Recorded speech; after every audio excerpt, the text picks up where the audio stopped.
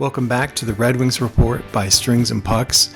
Today I'm going to be talking about 4 prospects that I think could find themselves taking an NHL job from someone on the Detroit Red Wings roster.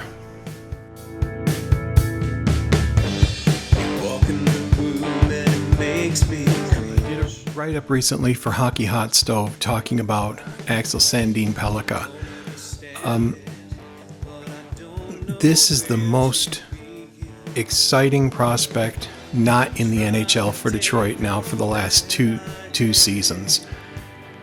Sandin-Pellikka selected 17th overall with a pick acquired from Vancouver. He hit the ground running in Europe, and he has tallied an impressive collection of awards. I'm just going to list off a few that I noted in the article. So he won the Selming Trophy for the best Swedish-born defenseman in the SHL, in 2024. The Lamotte Trophy for the SHL championship winner with Skellefteå, his club, in 2024. On the international stage, best defenseman at the World Junior Ice Hockey Championships in 24 and 25. Silver medal in 2024 with his team. Some of his junior awards: he won the Young Player of the Year award, Best Under 23 Player in Europe 2025, the Elite Prospects Award, Sweden's Best Junior Player 2025, most goals by a defenseman in a single SHL season with 12, and that was last season, 24-25, most career goals by a junior defenseman with 24, most career playoff points by a junior defenseman with 15 points. So Sandin-Pellikka joins Edvinsson and Seider, both with that Elite Prospects Award. And I'd been given some grief before because it's an award sponsored by Elite Prospects, but here are some of the winners. 2013, William Karlsson. 2014, Alexander Wenberg. 2015, Axel Holmstrom. 2016, Gustav Forsling. 2017, Joel Eriksson Ek. 2018, Elias Pettersson. 2019, Emil Benstrom. 2020, Nils Lundqvist. 2021, Moritz Seider. 2022, Simon Edvinsson. And then all the way up to Sandin-Pellikka. So now Detroit has 3 European defensemen who have all gotten that recognition by Elite Prospects in Seider, Edvinsson, and now Sandin-Pellikka. Seider and Edvinsson really look like the top line for Detroit going forward through the rebuild. Both big guys, both can be very physical, and both, when they have the opportunity, can contribute offensively. So Sandin-Pellikka, he came over last season, played a limited number of games with Grand Rapids, but you could already see with his skating and with how he sees the ice that in that short 3-game series where Grand Rapids was swept, he's looking for plays. He's looking to make plays, and high pressure situations don't seem to bother him. To me, he's kind of jumped ahead in line because of what Detroit needs. They need an offensive defenseman, and they need someone who can boost the power play as well as even strength from the blue line. And this is where I think Sandin-Pellikka really has a shot to grab a spot. I don't know that he'll be with the team out of camp. In fact, I'm leaning toward him probably starting the season in Grand Rapids. But looking at Marco Kasper last year, there will be injuries, especially with his cram-packed schedule with the Olympics worked in. So ASP, he's going to get a call up, and it's up to him whether or not he makes it stick. And I think that if he gets on and he can play his game, if he can minimize defensive liabilities, but really capitalize on ozone starts, especially those set face-off plays. He seems to be built really well for those. This is someone who could grab a spot and, spend a good chunk of the season in Detroit and plan on starting there the next season going forward.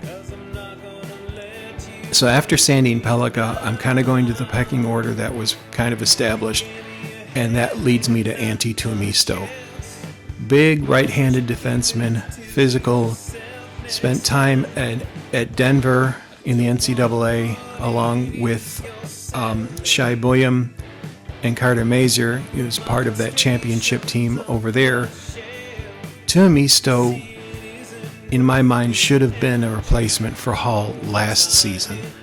I think he's physical enough and he works hard enough that Hall's performance just didn't live up to what Detroit was hoping for or looking for. And for some reason, Tuomisto seems earmarked for Grand Rapids already. They're concerned about his skating, and that's something he absolutely needs to work on, but it feels like they're not even giving him a look, and that feels like a mistake because it should be wide open for these kids to grab a spot.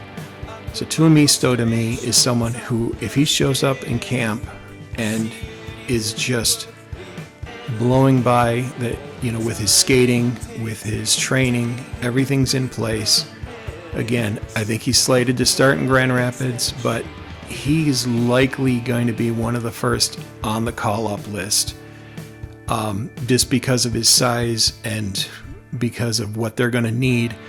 So I think very realistic to see Tuomisto come up, grab a third pairing spot on the right side as a physical defenseman, and as the year goes on, those looks and minutes, with injury, with everything going on, he could see a huge opportunity in Detroit.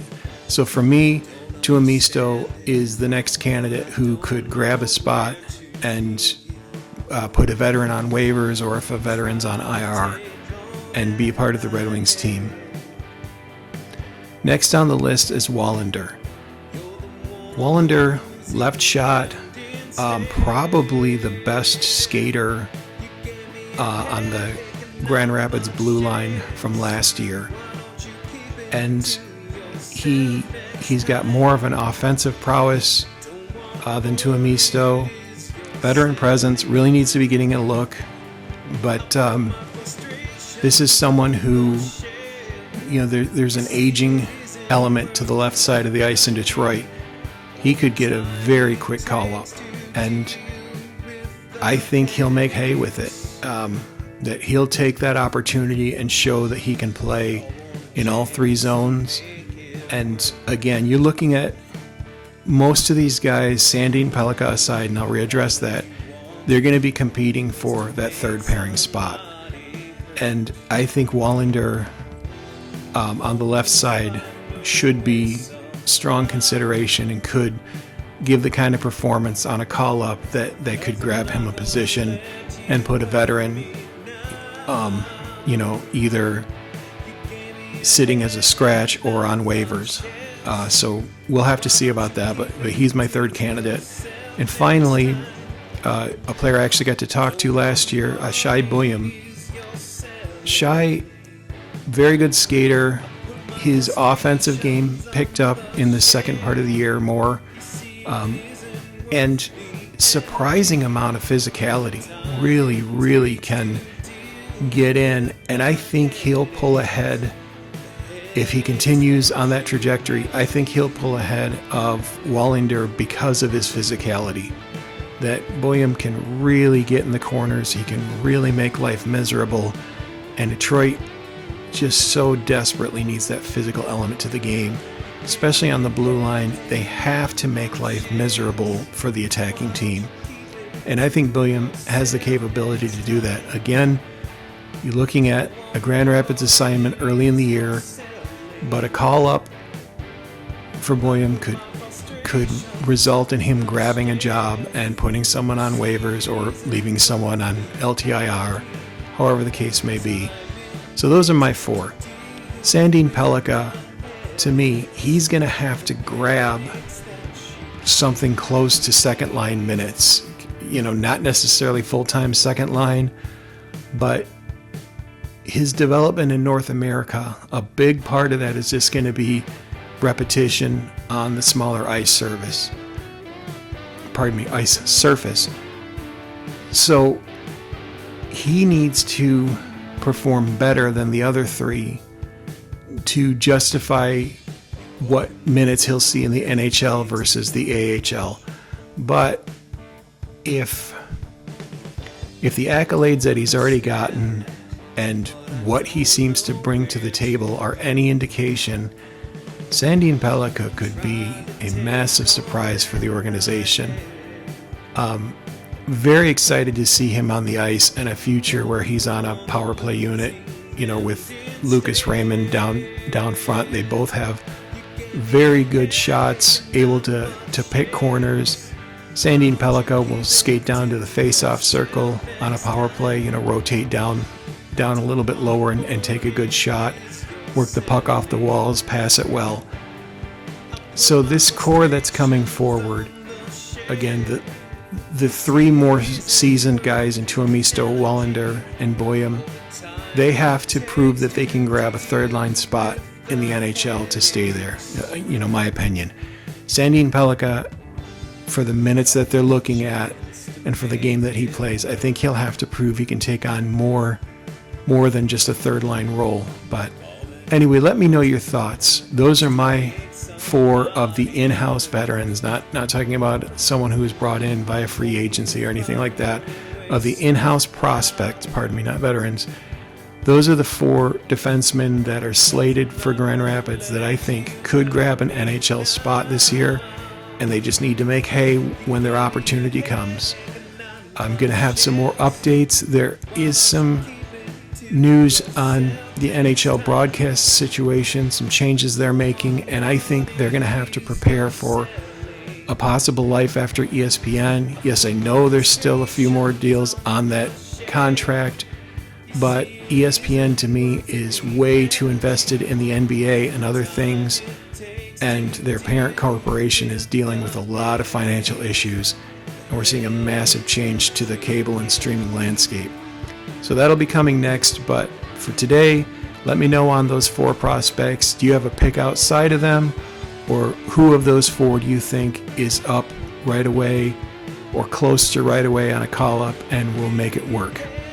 All right, thanks guys, and I'll talk to you again soon.